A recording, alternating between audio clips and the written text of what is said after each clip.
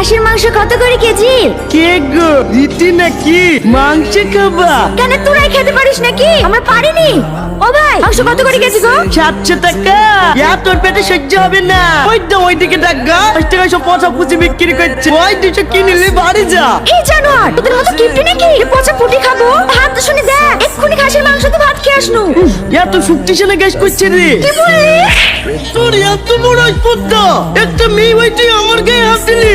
তোর কিছু বলি রে। ভাই মারো না।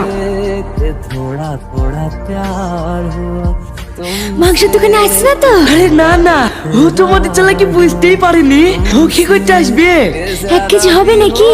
হ্যাঁ 1 কেজির বেশি হবে। ভালোই হইলো, কদিন ধরে মা মাংস খাবো করছিল। তুই আমাকে অর্ধেক দি আর তুই অর্ধেক লে।